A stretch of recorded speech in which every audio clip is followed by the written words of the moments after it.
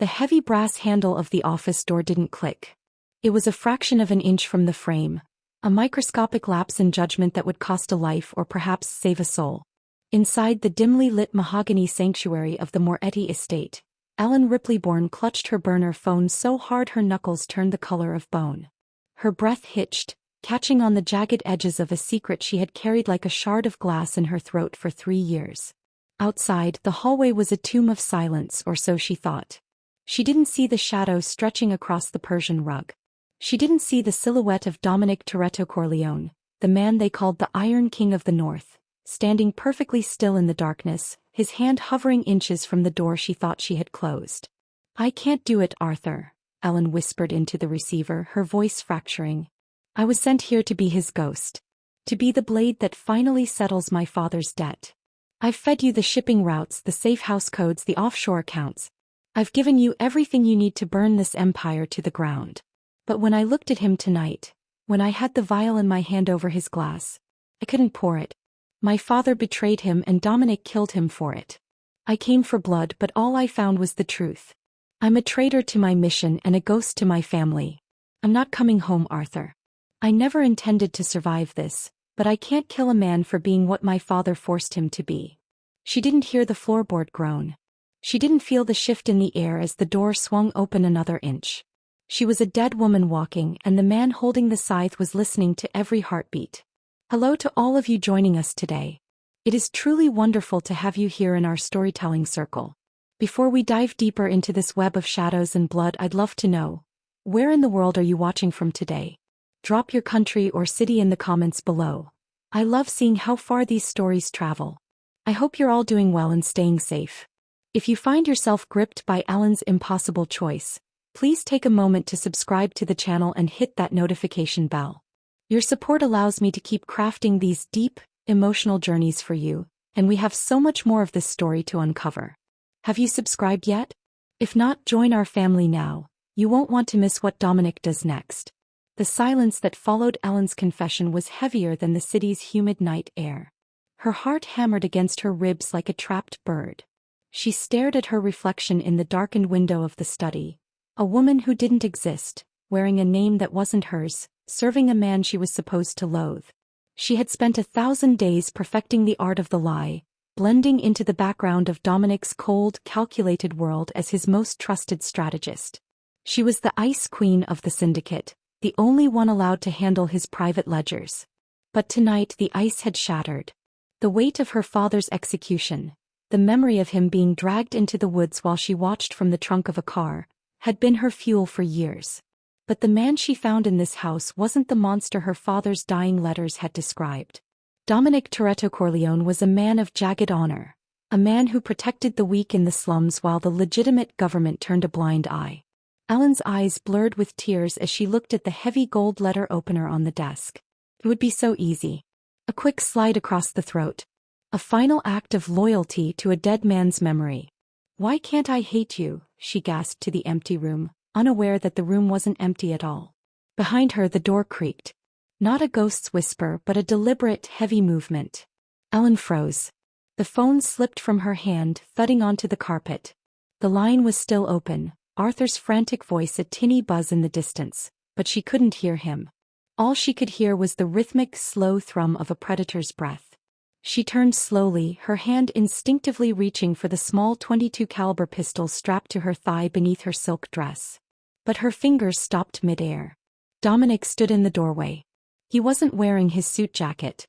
His white shirt was unbuttoned at the collar, revealing the edge of a jagged scar that ran toward his heart. In his hand he held a single glass of amber liquid, the one she was supposed to have poisoned. His dark eyes, usually as unreadable as a storm at sea, were burning with something she had never seen before. A lethal mixture of profound betrayal and a terrifying, soul-deep recognition. "The door, Ellen," Dominic said, his voice a low, gravelly vibration that seemed to shake the very foundations of the room. "You forgot to shut the door." He took a step inside, the light from the desk lamp casting his shadow over her like a shroud. "Now," he whispered, setting the glass down on the desk with a deafening clink. "Tell me more about this ghost I've been sleeping under the same roof with. Tell me why the daughter of a rat is the only person I've trusted in a decade." The question hung in the air, a death sentence and an invitation all at once. Would he snap her neck where she stood, or was the look in his eyes something far more dangerous than rage? The air in the study felt as though it had been replaced by liquid lead. Dominic didn't move. He didn't reach for a weapon, which in many ways was more terrifying than if he had drawn a blade. He simply stood there, a mountain of a man whose presence filled every corner of the room, staring at Ellen, or rather at the stranger who wore Ellen's face. I've spent 15 years learning how to read a person's pulse just by watching the vein in their neck, Dominic said, his voice dropping to a hauntingly calm register. He took a slow, deliberate step forward, the expensive leather of his shoes silent on the rug. I watched you for months before I let you into my inner circle. I watched how you handled the books, how you handled the men, how you handled the blood. I thought I saw a kindred spirit. Someone who knew that the world was just a collection of cold transactions. But all this time you weren't reading my ledgers. You were reading my eulogy. Ellen's heart was drumming a frantic, uneven rhythm against her ribs. The vulnerability she had felt while on the phone was gone, replaced by a cold, sharpened instinct for survival. Yet looking into Dominic's eyes she felt a different kind of exposure, a soul-deep nakedness. My name is Ellen Ripley-Bourne, she said, her voice trembling but gaining strength with every syllable. My father was Thomas Bourne. You called him a traitor. You called him a rat. You sat at his table, drank his wine, and then you ordered your men to put a bullet in the back of his head while I was close enough to smell the gunpowder. Dominic's expression didn't flicker. Your father didn't just steal from me, Ellen. He sold the locations of our family's homes to the syndicate. He put children in the crosshairs for a payout. I didn't kill him for the money. I killed him because he broke the only law that matters in this life. Loyalty. Loyalty. Ellen spat, a bitter laugh escaping her lips. You talk of loyalty while you rule a kingdom of corpses? I spent 3 years scrubbing my identity thin, carving away every piece of who I was just to get close to you. I learned to speak 4 languages, I learned to manipulate digital encryptions, I learned how to kill a man with a sewing needle. All so I could be the one to watch the light go out of your eyes. That was my only desire. My only motivation. To see the Iron King fall. But as she spoke, the conviction in her voice wavered. This was the foundation of her life, a tower built on the singular need for vengeance. Yet as she looked at Dominic she was reminded of the nights he had stayed up with her, not discussing business, but talking about the philosophy of power, or the way he had quietly funded the orphanage in the North End without ever putting his name on the checks. Dominic's shadow loomed over her. He reached out not to strike her but to lift the burner phone from the floor. He looked at the screen, then at her. And yet you couldn't do it. You had the poison.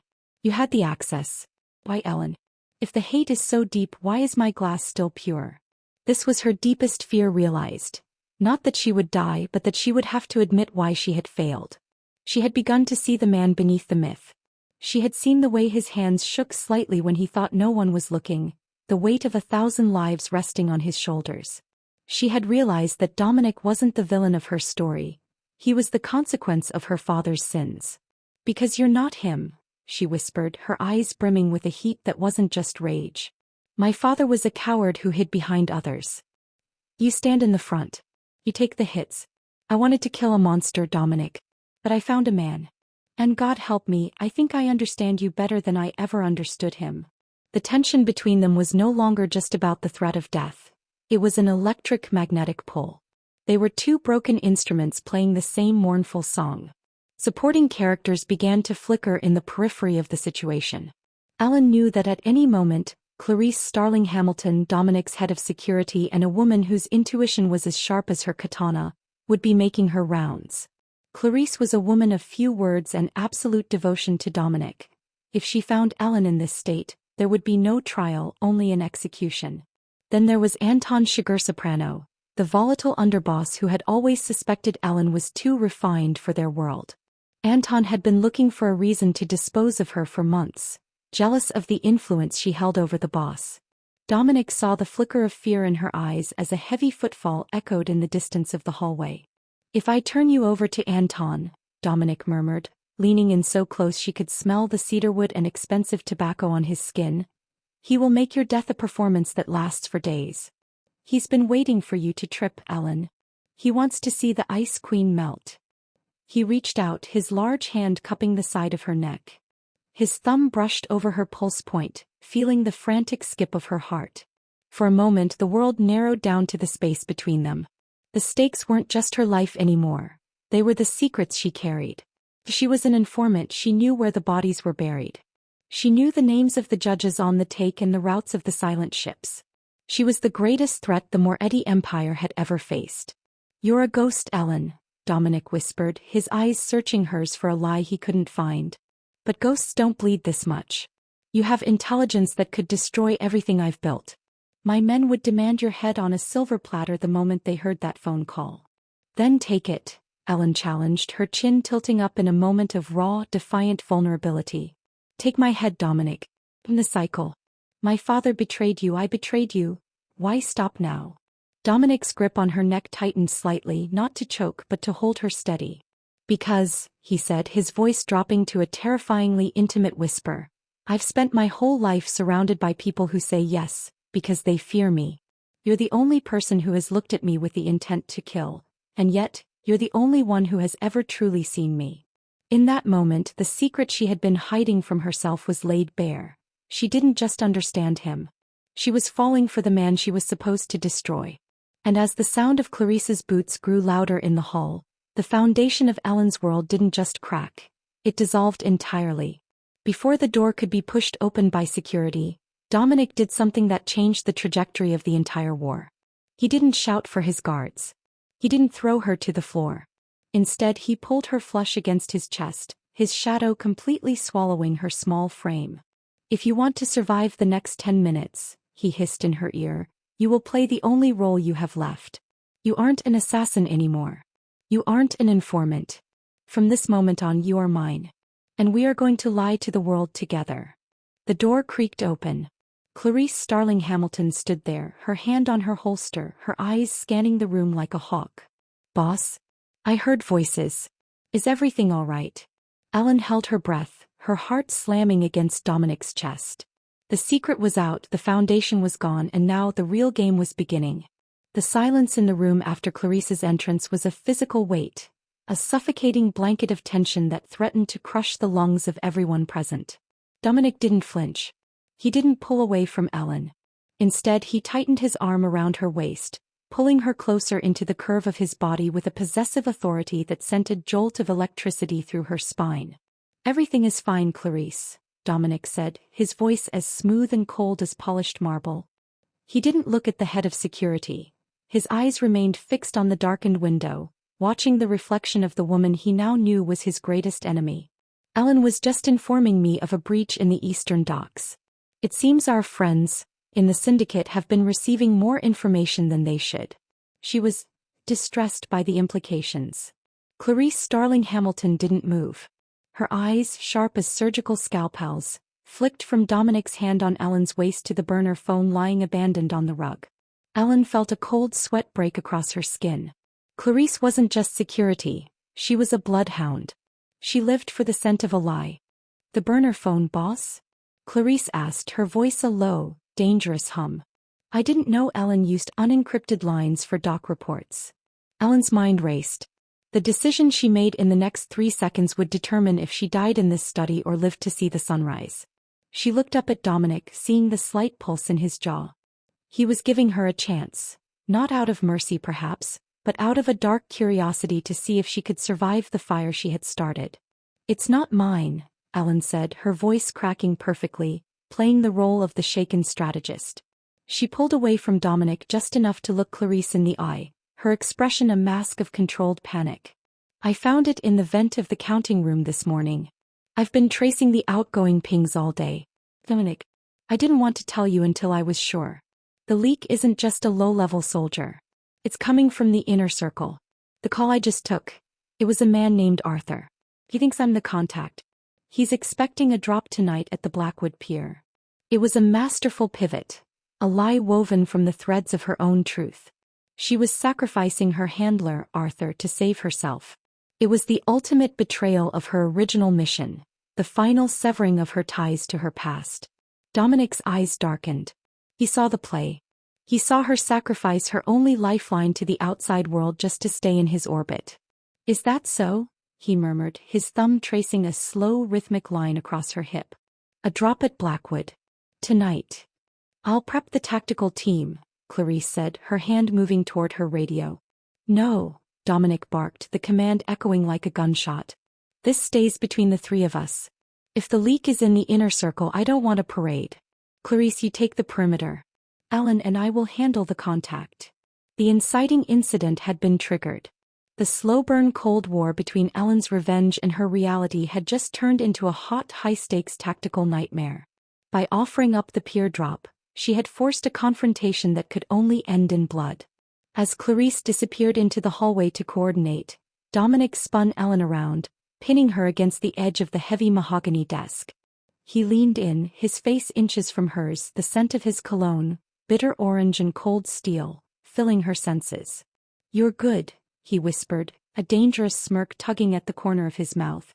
You threw your own people to the wolves without blinking. Is that what your father taught you?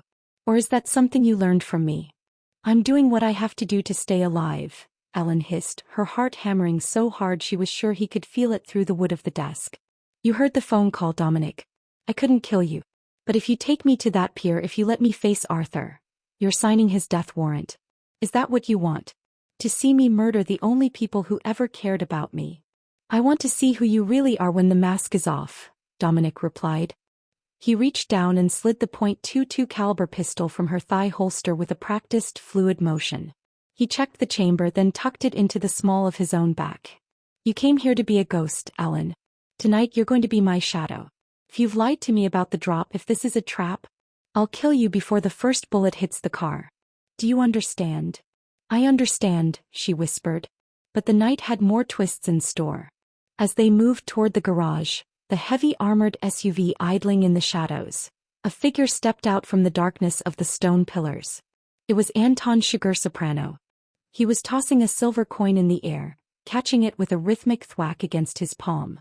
His face was a mask of calculated malice. Going for a midnight drive, boss? Anton asked, his eyes lingering on Ellen with a predatory hunger. Without your most loyal soldier? I heard rumors of a leak. I thought maybe I should be the one to plug the hole. Stay here and watch the house, Anton, Dominic said, his voice tight. I don't need a babysitter. Funny, Anton replied, his eyes narrowing as they landed on the burner phone Dominic was still holding. Because that phone looks a lot like the one I saw Ellen hiding in the library last week. You sure you're taking the right person to the pier, Dominic? Or are you just letting a pretty face lead you into a butcher shop? The revelation hit like a physical blow. Anton had been watching her. He knew. The first major plot twist had arrived. Ellen wasn't just being hunted by her past. She was being framed by the man who wanted Dominic's throne. The pier, boss, Anton said, a chilling smile spreading across his face. I'll be right behind you. Just in case the Ice Queen decides to turn into a puddle. The decision was made. The stakes were no longer just about Ellen's secret or her father's revenge. The entire Moretti empire was teetering on a knife's edge. If Ellen couldn't prove her loyalty by betraying her former allies, Anton would use the truth to dismantle Dominic's leadership. As they sped through the rain-slicked streets toward Blackwood Pier, Ellen looked at Dominic's profile in the dim light of the dashboard. He was a man who lived by the sword, and she was the one who had sharpened it. Why are you doing this? She asked softly as the city skyline faded into the industrial gloom of the docks. You know I'm a liar. You know I was sent to kill you. Why didn't you just end it in the study? Dominic didn't look at her. He kept his eyes on the road, his hands steady on the wheel. Because Ellen, he said, his voice low and haunted, everyone in my life wants something from me. My money, my power, my blood. You're the first person in 10 years who wanted my soul. And for some reason, I find myself wanting to see if you're strong enough to take it. The SUV lurched to a halt at the edge of the fog-shrouded pier. In the distance, a single set of headlights flickered 3 times. The signal. Arthur was there. The central challenge was now laid bare. Ellen had to choose between the man who raised her and the man who had become her world. And in the shadows behind them, Anton was waiting to see her fail. The fog at Blackwood Pier was a living thing, a thick, salty shroud that swallowed the yellow glow of the industrial lamps. The SUV sat idling, the low rumble of the engine the only sound against the rhythmic slapping of the Black Harbor water against the pilings. Dominic sat perfectly still, his hands resting on the steering wheel, his eyes fixed on the flickering headlights of the sedan parked 50 yards away. "One chance," Dominic whispered, the words barely audible over the heater's hum. "You step out of this car, you walk to that man, and you prove to me that the woman I heard on that phone is dead.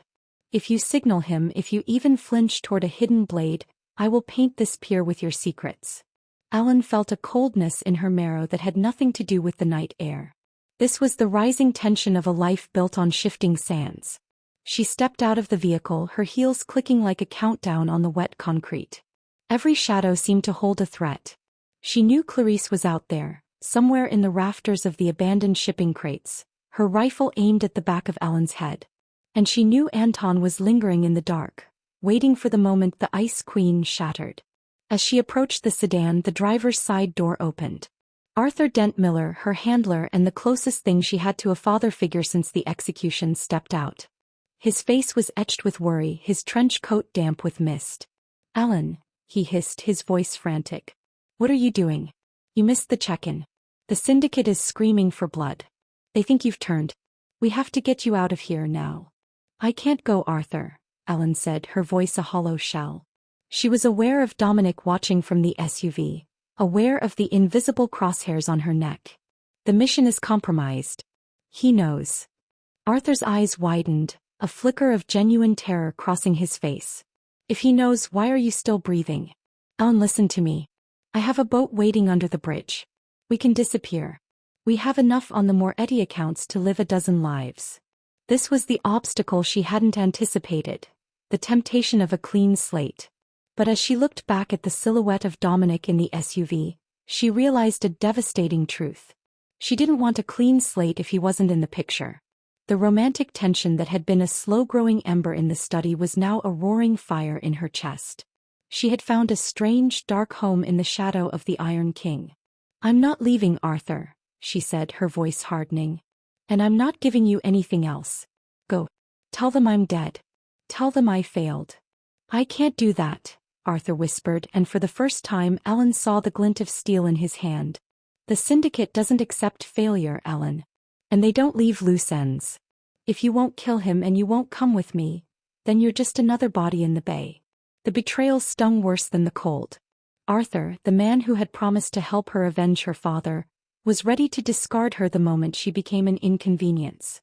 Suddenly, a shot rang out, not from Arthur but from the darkness behind Ellen. The passenger window of Arthur's sedan shattered. "Down!" a voice roared. It was Dominic. He had leaped from the SUV, his heavy-caliber pistol spitting fire. But he wasn't shooting at Arthur. He was shooting at a third group, syndicate hitmen who had been tracking Arthur, led by a man Ellen recognized as Vincent Hanavega, a ruthless enforcer known for leaving no survivors. The pier erupted into a chaotic symphony of gunfire and breaking glass. Ellen dove behind a rusted shipping container, her heart screaming. In the cacophony, she saw Dominic moving with a terrifying, predatory grace, pinning down the syndicate shooters while Clarice's sniper fire picked off targets from above. But then the tension shifted from external danger to internal agony. In the middle of the crossfire, Arthur tried to bolt for his car. A bullet from Vincent's team caught him in the shoulder, spinning him around. He fell, clutching the wet concrete, directly in the line of fire. Ellen didn't think. She couldn't let the man who raised her die like a dog, even if he had just threatened her. She sprinted from her cover, the world blurring into streaks of gray and muzzle flashes. "Ellen, get back!" Dominic screamed, his voice raw with a genuine panic she had never heard before. She reached Arthur, grabbing his collar and dragging him toward the safety of a concrete pylon. Bullets sparked off the ground inches from her feet. Just as she pulled him behind cover, a shadow loomed over her. It was Anton Sugar-Soprano. He wasn't helping. He was standing there watching her save the traitor, his face twisted in a mocking grin. "Look at the little bird," Anton shouted over the gunfire. "Saving the man who sold her out. Tell me, Dominic, is this the loyalty you prize so much? She's protecting the leak." Dominic reached them, his face a mask of fury and adrenaline. He shoved Anton aside and grabbed Ellen by the shoulders, checking her for wounds with a frantic, rough touch. "Are you hit? Answer me." "I'm fine," she gasped, her hands covered in Arthur's blood. Dominic, he's hurt. He knows things. He can help us take down the syndicate. Dominic looked at the dying Arthur, then at the woman who had come to kill him but was now begging for the life of his enemy. The growth through this adversity was painful to witness. Dominic was being forced to abandon his no mercy rule, and Ellen was being forced to admit that her heart was no longer a weapon of the past. Clarice, secure the prisoner. Dominic ordered, his voice echoing across the pier as the last of the syndicate shooters retreated into the fog. The immediate threat was over, but the atmosphere was more fractured than ever. As they stood in the aftermath, the smell of cordite and salt thick in the air, Dominic turned to Ellen. The tension between them was no longer just about the secret. It was about the weight of what they had just survived together. You risked your life for a man who was going to put a bullet in you, Dominic said, stepping into her personal space, his breath hitching. Why? Because I'm tired of people dying for nothing, Ellen whispered, her eyes searching his. I'm tired of the revenge, Dominic. I've spent 3 years being a ghost. I just want to be real again. Dominic reached out, his gloved hand cupping her face. For a fleeting second, the violence of the pier faded. The way he looked at her was a mixture of hunger and heartbreak. He was seeing the woman behind the assassin and she was seeing the protector behind the tyrant. But the moment was shattered by a chilling sound. From the back of the SUV where Anton was assisting with the cleanup, came a low, dark chuckle. You're making a mistake, boss, Anton called out, holding up a small black device he had pulled from the underside of the SUV. While you were playing hero, I found this. A GPS tracker. And it's been broadcasting our location to the syndicate's main hub since we left the house. Ellen didn't forget to shut the door, Dominic.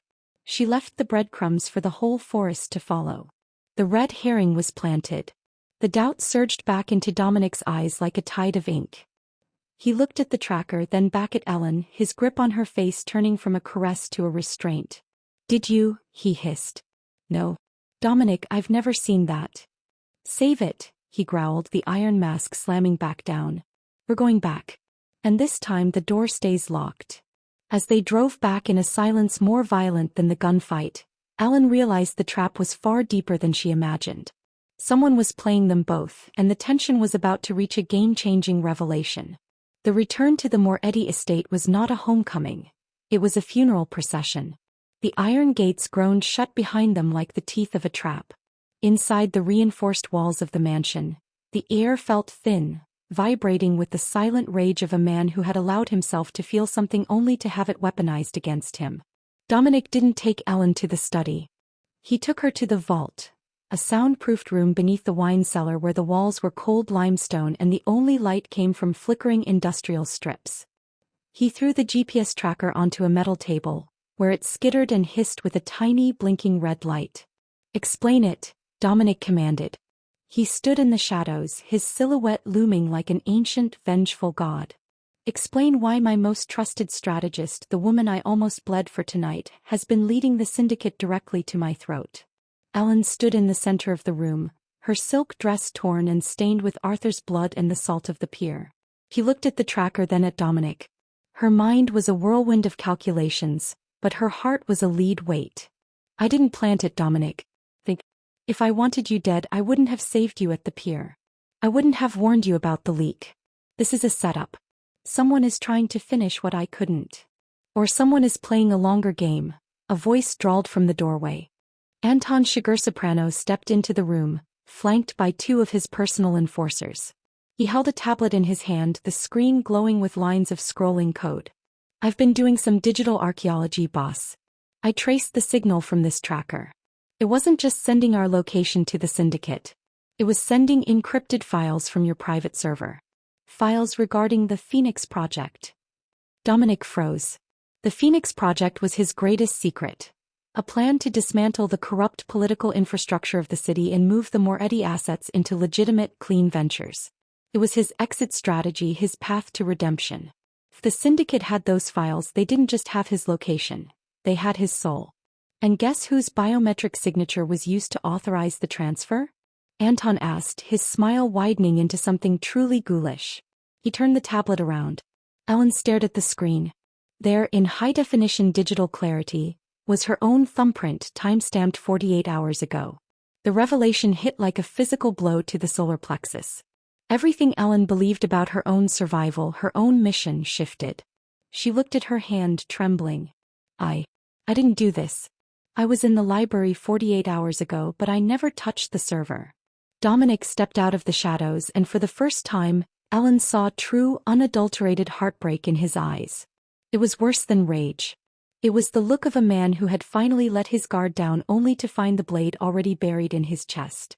I gave you the codes, Ellen, Dominic whispered, his voice cracking.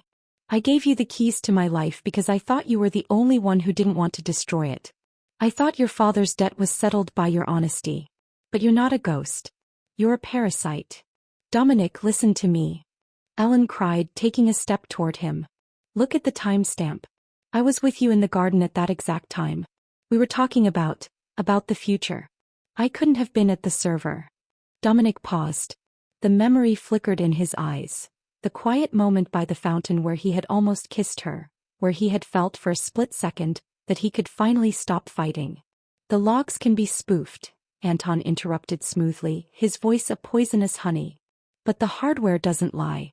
I found the uplink in her quarters, tucked inside a hollowed-out book. The Count of Monte Cristo. A bit poetic for a revenge seeker, don't you think? The stakes reached their highest point yet. This was the game-changing twist. Ellen was being framed with her own history. The very book her father had given her, the one she kept as a memento of her hatred, was now the evidence of her betrayal. Get out, Dominic said to Anton and the guards. His voice was a low, dangerous rumble. Boss, she's a liability. Get out. Dominic roared. The room cleared, the heavy steel door thudding shut. Dominic walked slowly toward Ellen. The vulnerability they had shared at the pier was gone, replaced by a desperate, jagged passion. He grabbed her arms, his grip bruising. Tell me the truth, he hissed, his face inches from hers. Forget the syndicate. Forget your father. Look at me and tell me you didn't do this. Because if you did, if this whole thing, the phone call, the tears, the saving my life at the pier, if it was all a play to get the Phoenix files, then I have nothing left to lose. And a man with nothing to lose is a man who will burn the world just to see you flicker. Ellen looked into his eyes, her own tears finally spilling over. She didn't try to pull away. She leaned into him, her forehead resting against his. I came here to kill you, Dominic. That was my truth. But the woman who stood in that garden with you, the woman who watched you protect those orphans, she loves you. I don't know how to be an assassin and love you at the same time, but I'm trying. I didn't take those files. I'm being framed by the same person who killed my father and made it look like your order. The room went deathly silent. Dominic's grip loosened slightly. What did you say? My father's last letter, Ellen whispered. He said he was meeting a partner to finalize the deal to leave the life. He said you were the only one who knew. But the bullet that killed him didn't come from your signature weapon. It was a 9mm. You only used the .45. I thought you were just being cautious. But tonight, seeing Anton at the pier, seeing how he found that tracker so easily, the midpoint revelation had shifted again.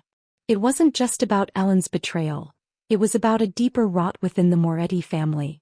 Anton was the one who suggested the hit on your father, Dominic murmured, the pieces of a decade-old puzzle finally clicking into place. He said the evidence of Bourne's betrayal was absolute. He was the one who handled the execution. In that moment of shared vulnerability, the connection between them solidified into something unbreakable. They were both victims of the same puppet master. Dominic pulled her into a fierce, desperate kiss, a collision of teeth and salt and years of lonely warfare. It was a seal of a new, dangerous alliance. He thinks he's won, Dominic said, pulling back, his eyes burning with a new kind of fire. He thinks he has the Phoenix files and he has you as the scapegoat. He's going to use this to turn the board of directors against me tonight. Then we let him, Ellen said, her voice regaining its ice queen edge. Let him think I'm the traitor. Let him think you've broken. We have to play the role, Dominic. One last time. But the stakes were raised even higher. A red light began to flash on the vault's internal intercom. Clarice's voice came through, frantic. Boss, Anton just bypassed the security protocols. He's locked the vault from the outside. He's calling an emergency session of the High Council.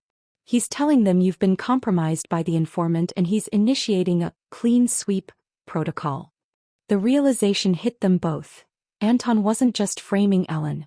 He was staging a coup. And they were trapped in a soundproofed box while he dismantled everything they cared about. "We have 2 hours before the High Council votes to terminate my leadership," Dominic said, looking at the heavy steel door. "And the clean sweep protocol means everyone in this house, your father's people, my loyalists, you, will be executed to purify the organization." The midpoint revelation was complete. The hunter and the prey were now allies, trapped in the belly of the beast, with the clock ticking toward their mutual annihilation. The steel door of the vault didn't just close. It sealed with a pressurized hiss that sounded like the final breath of a dying man. Inside, the silence was absolute. A heavy, artificial quiet that made the sound of Ellen's own heartbeat feel like a hammer against her ribs. The flickering industrial lights overhead hummed with a low-frequency buzz that grated on her frayed nerves. Dominic slammed his fist against the reinforced metal. The sound didn't even echo. "Anton has been planning this for years," he growled, his voice thick with a mixture of self-loathing and fury. "He didn't just find the tracker. He planted it. He didn't just find the files. He stole them using your access while we were in the garden.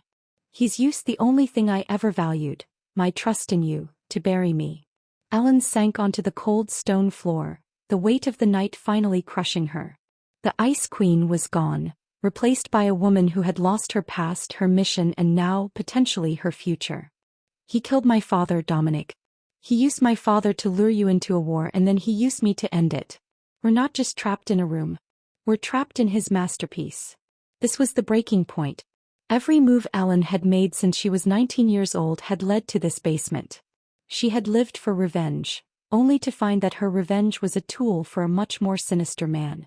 She looked at Dominic, the man who was supposed to be her victim, and saw him slumped against the wall, his head in his hands. The Iron King was cracked. "They'll kill Clarice first," Dominic whispered, his eyes staring at nothing. "She's too loyal. Then they'll go through the house. Anyone who doesn't swear fealty to Anton by midnight will be erased. And us. We'll just disappear. A tragic murder-suicide. The boss who went mad for an informant, and the girl who took him down with her." The separation felt physical. Even though they were inches apart, the insurmountable obstacle of their situation created a chasm between them. They were facing their deepest fears. For Dominic, the loss of his legacy and the betrayal of his people. For Ellen, the realization that her life's work had served the man who destroyed her family. "I'm sorry," Ellen sobbed, her voice small and broken in the vast silence. "I brought this to your door. If I hadn't come here, if I hadn't been so blinded by a lie." "Stop," Dominic commanded, but there was no bite in it. He crawled across the floor and pulled her into his arms, his touch desperate. "I let you in because I wanted to believe there was still something human in this life. If I die for that, then maybe it's a better death than I deserved." But the darkness wasn't just emotional. A low, rhythmic thud began to vibrate through the floorboards. Dominic froze, pressing his ear to the limestone. "What is it?" Ellen asked, wiping her eyes. "The ventilation system," Dominic said, his face pale. "Anton isn't going to wait for the High Council to vote. He's bypassing the trial. He's triggered the clean sweep gas protocols for the sublevels." Panic, sharp and cold, flared in Ellen's chest. This was the darkest hour. They weren't just trapped. They were being executed. She looked up at the vents, seeing a faint, pale mist beginning to curl through the slats. The situation appeared utterly hopeless. There were no hidden tunnels, no secret codes that worked once the clean sweep was initiated. "Dominic, look at me," Ellen said, grabbing his face as the first scent of bitter almonds hit her nostrils. "If this is it, if we don't walk out of here, I need you to know that the secret I told on the phone wasn't the whole truth. I told Arthur I couldn't pull the trigger because I understood you. But the truth is, I couldn't pull it because I can't imagine a world where you don't exist. I don't care about the files. I don't care about the syndicate. I just wanted to be seen by you." Dominic pulled her closer, his breath hitching as the gas began to thin the oxygen in the room. "I saw you, Ellen. From the first day you walked into the counting room. I saw the fire in you. I just didn't know it was a fire that could burn me down." They sat together in the dim light, the mist thickening around them, a tragic tableau of a love born in a graveyard. The oxygen was fading, their lungs burning with every shallow breath. Ellen felt her vision begin to blur, the edges of the room spinning into darkness. She thought of her father, of the blood on the pier, and of the man holding her as the world ended. Outside the vault, they could hear the distant, muffled sounds of chaos, shouting, the rhythmic stomp of boots, and the occasional crack of a gunshot. Anton was purifying the estate. The hopelessness was absolute. But then, in the middle of her fading consciousness, Ellen felt something cold against her thigh. It was the .22 caliber pistol Dominic had tucked into his waistband earlier. In his despair he had forgotten it was there. She reached for it, her fingers clumsy and numb. "Dominic," she wheezed. "The gas. It's coming from the primary intake. Behind the electrical panel." Dominic looked at the panel, then at the small, low-caliber gun. It was a pea shooter against reinforced steel and industrial machinery. "It won't work, Ellen. It's too small." "Not the door," she gasped, her eyes fluttering. "The fire suppression. The emergency override. If we can trigger a backpressure explosion in the vents, it might trip the vacuum seal on the door." It was a suicide mission. A backpressure explosion in such a small space would likely kill them before the gas did. But it was their only choice. They were at the breaking point, facing a choice between a slow sleep or a violent gamble. Dominic took the gun, his hands shaking. He looked at Ellen, seeing the life fading from her eyes.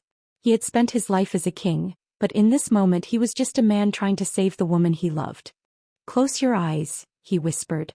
He aimed the small pistol at the highly pressurized electrical junction box nestled right next to the gas intake. If he hit the right wire, the spark would ignite the concentrated chemicals in the vent. "I love you, Ellen," he said, his voice a final, ragged vow. He pulled the trigger. The world exploded in a roar of white light and searing heat. The roar of the explosion was not the sound of death, but the violent scream of a door being forced open by the laws of physics.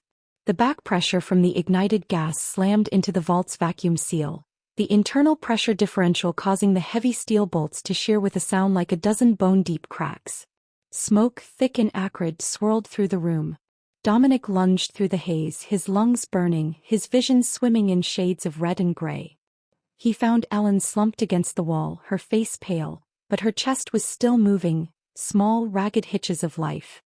He scooped her into his arms, his muscles screaming as he kicked the heavy door wide.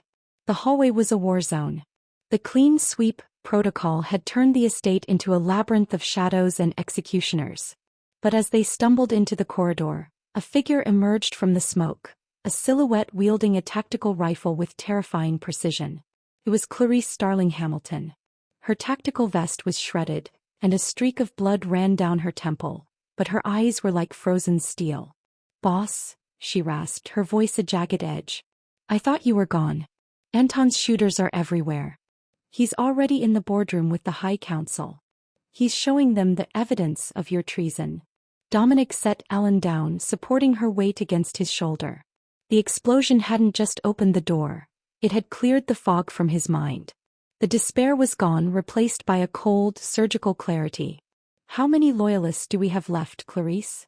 8. She replied, swapping a fresh magazine into her rifle. "The rest were caught in the first wave. But they're holding the armory. We have 5 minutes before Anton is officially ratified as the new head of the Moretti family." This was the spark of hope. They were outnumbered and outgunned, but they had the one thing Anton could never understand: a loyalty that wasn't bought with fear. Ellen stirred, her eyes fluttering open. She looked at Dominic, then at Clarice. She reached into the hidden pocket of her torn dress and pulled out a small, encrypted microdrive she had recovered from the floor of the vault, the one Anton had used to prove her guilt. "The drive," Ellen whispered, her voice returning with a sharp, vengeful strength. "Anton was sloppy. He used a localized override to frame my biometric signature. But he forgot one thing: my father's old cipher. He taught it to me when I was a child. It's a ghost code that lives underneath the server's primary OS. If I can get to a terminal, I can peel back the layers of his frame-up. I can show the council the real-time logs of who actually moved those files." The turning point had arrived. They didn't just have a way to survive. They had the key to the final confrontation. The romantic connection between Dominic and Ellen was no longer a liability. It was their greatest weapon. They understood each other's minds, the king's tactical brutality and the assassin's precision. "We don't go for the exit," Dominic declared, his voice regaining the resonant power that had built an empire. We go for the boardroom. We let him think he's crowning himself, and then we show the world what happens to a man who tries to steal a crown with a lie. The reunion of the three was a moment of profound, quiet strength. Dominic looked at Clarice, his sister-in-arms, and then at Ellen, the woman who had redefined his soul. Clarice, take the armory. Pin down Anton's clean sweep teams in the north wing. Make them think we're trying to escape through the gates, Dominic ordered.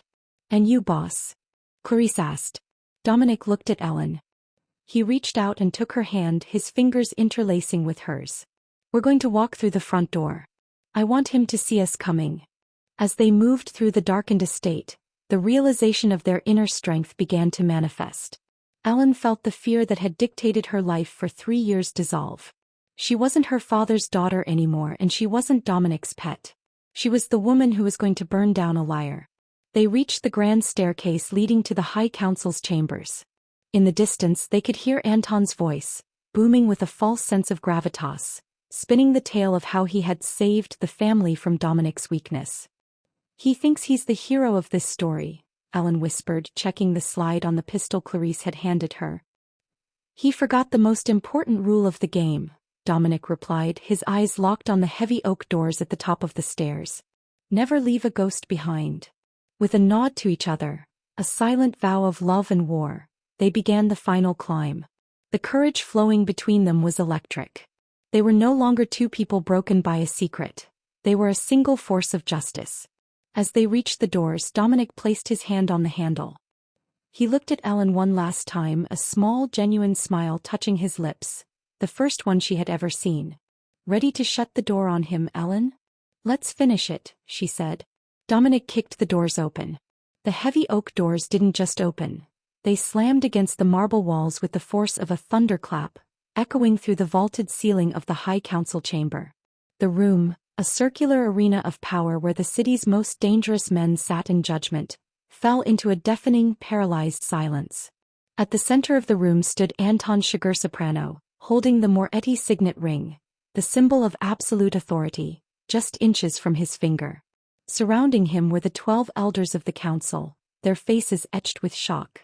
The reports of my death, Dominic said, his voice a low, terrifying growl that vibrated in the chests of everyone present, have been greatly exaggerated. Dominic marched into the room, his stride steady and lethal. Beside him, Ellen moved like a shadow, her gaze fixed on Anton with a cold, predatory focus. She wasn't the trembling girl from the vault or the grieving daughter from the pier. She was the architect of the coming storm.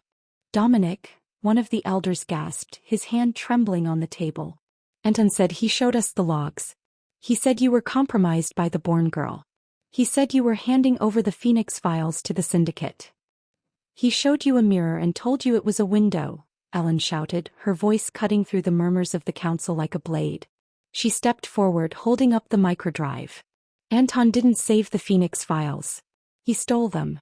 He used my biometric signature, yes. But he did it by bypassing the server's security protocols using a backdoor entrance he's had for years. The same entrance he used to frame my father 10 years ago. Anton's face, usually a mask of calm malice, finally cracked. A vein pulsed in his forehead. She's a liar. She's an assassin sent to kill us all. Guards. Execute them. Anton's personal enforcers leveled their weapons, but before they could pull their triggers, the overhead monitors in the chamber flickered to life. Ellen had initiated the remote uplink.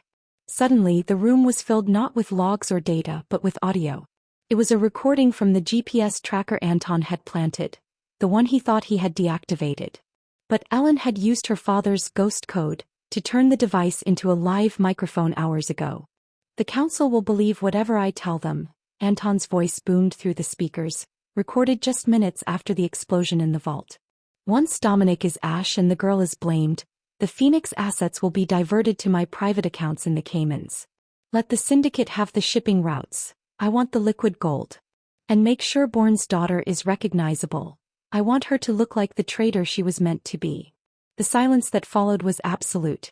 The elders looked at Anton, their expressions shifting from doubt to a murderous realization. You were always too ambitious, Anton, Dominic said, stepping within arm's reach of the man who had been his shadow. You thought loyalty was a weakness to be exploited. You thought you could use a daughter's grief to destroy a king's legacy. But you forgot one thing. Love is a better motivator than fear. With a roar of desperation, Anton lunged for the pistol tucked into his waistband. But he was too slow. In a blur of motion, Ellen didn't reach for her gun. She reached for the gold letter opener she had slipped into her belt from the study. As Anton drew his weapon, Ellen slammed her weight into him, her training as an assassin taking over. She didn't kill him. She drove the blade through his hand, pinning his weapon to the heavy mahogany table with a sickening thud. Anton screamed, a high, thin sound of a man whose world had just collapsed. "That was for my father," Ellen whispered into his ear, her face inches from his. Dominic stepped in, his massive hand closing around Anton's throat. He didn't squeeze, not yet.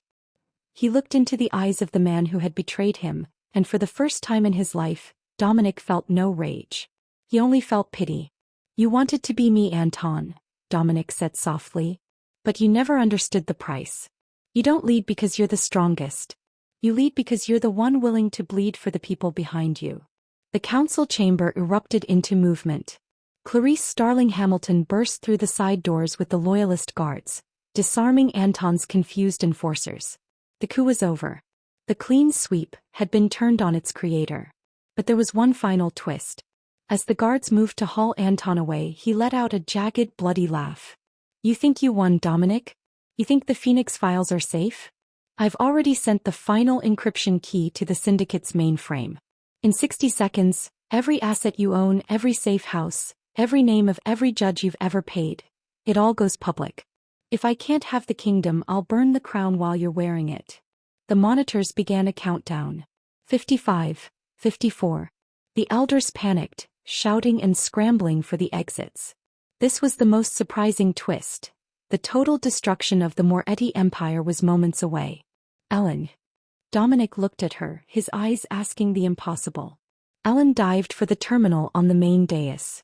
Her fingers flew across the keys, a frantic dance of code and desperation. "He's using a dead man's switch. I can't stop the upload from here." 30, 29. "Think, Ellen. The ghost code." Dominic shouted, shielding her with his body as Anton's remaining loyalists tried one last desperate push. "The ghost code isn't enough," she cried, her eyes scanning the scrolling lines of firewalls. "I need a physical override at the source, the primary server room, but we'll never make it in time." 1513. "Wait," Ellen gasped, her eyes widening. "The burner phone. Dominic, the phone you took from me in the study, it's still linked to the syndicate's frequency." Dominic pulled the phone from his pocket. "What do I do?"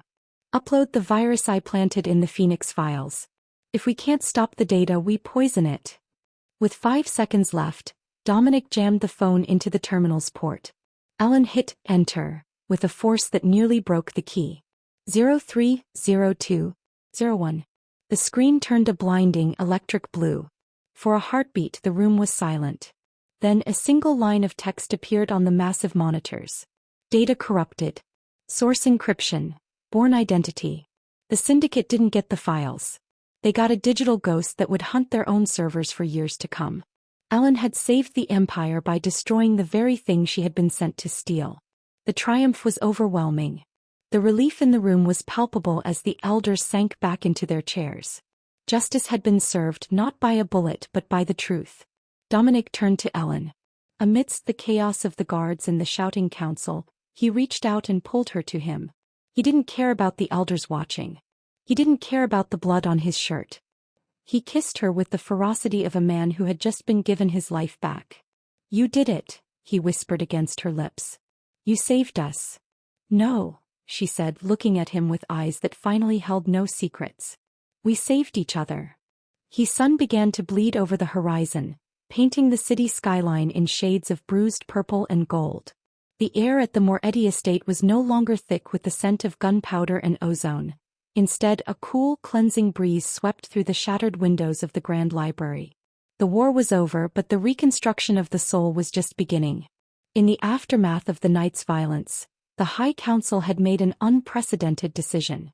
Witnessing the loyalty Ellen had shown, not just to Dominic, but to the code of honor that Anton had tried to bury, they granted her a full pardon.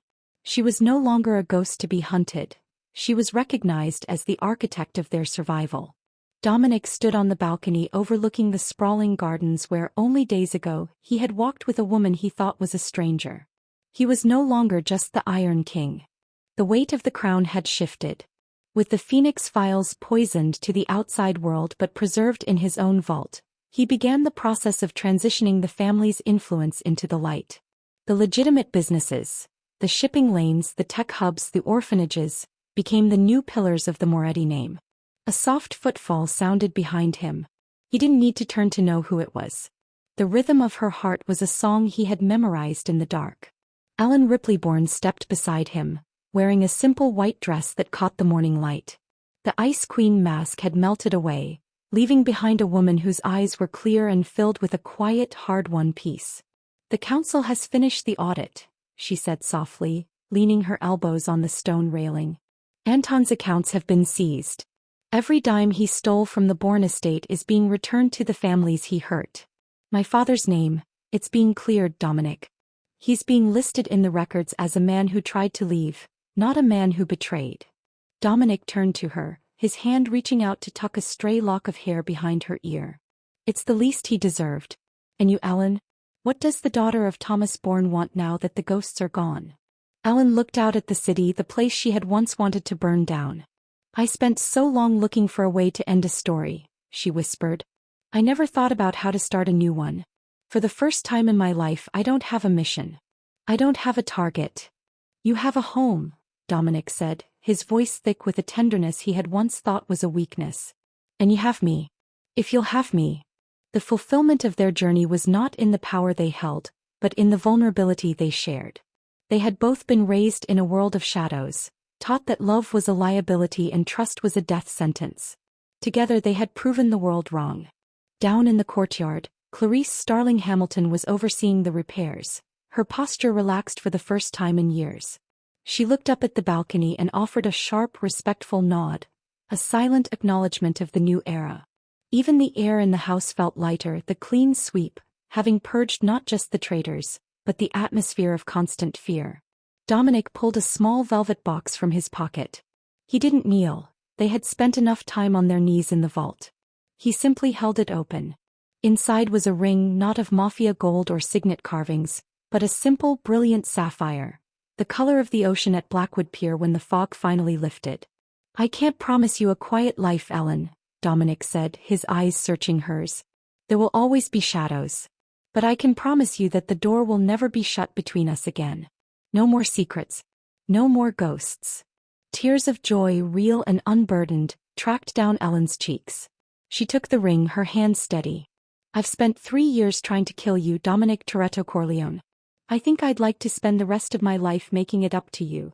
As they embraced, the sun finally broke fully over the horizon, bathing them in warmth.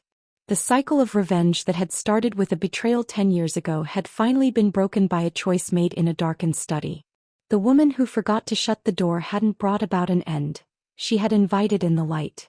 The Moretti Empire would change. It would become something better, something built on the foundation of the truth they had forged in the fire. And as they stood together watching the city wake up, they knew that their story was no longer a tragedy. It was a beginning.